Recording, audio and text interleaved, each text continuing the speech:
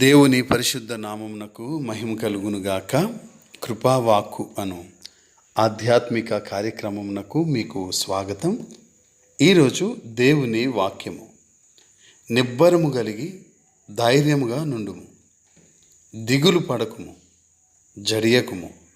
యెహోషువ గ్రంథము 1వ అధ్యాయము 9వ వచనము. ప్రియులారా, క్రైస్తవ జీవితంలో విజయానికి ఏకైక మార్గం దేవుని వాక్కుకు లోబడడం. అంతేకాదు, ధైర్య స్థిరతలతో ఉండటమే.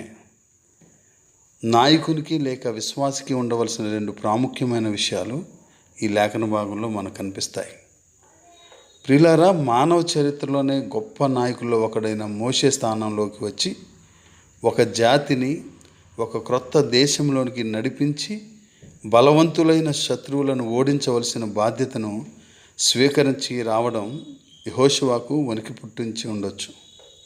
అందుకే దేవుడు ఈ లేఖన భాగం ద్వారా తనతో మాట్లాడుతున్నాడు.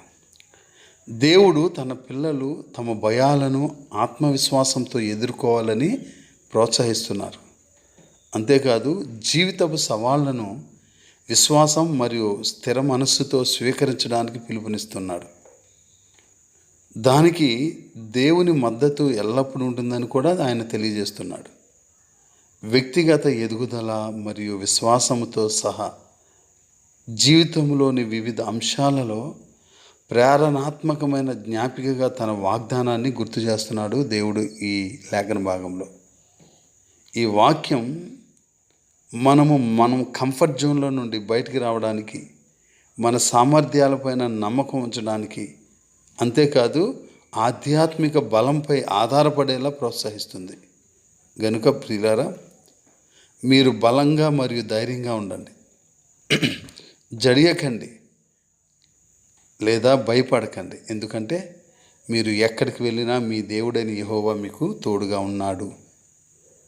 దేవుడు యెహోషువకు చేసిన ఈ వాగ్దానం అతని జీవితంలో నెరవేర్చాడండి.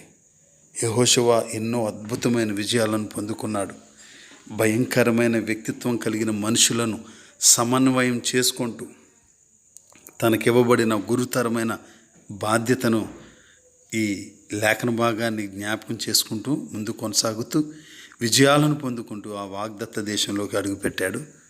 దేవుని వాగ్దానం అతని జీవితంలో నెరవేరింది. మీ జీవితంలో కూడా నెరవేరుతుంది. Amen. God bless you all.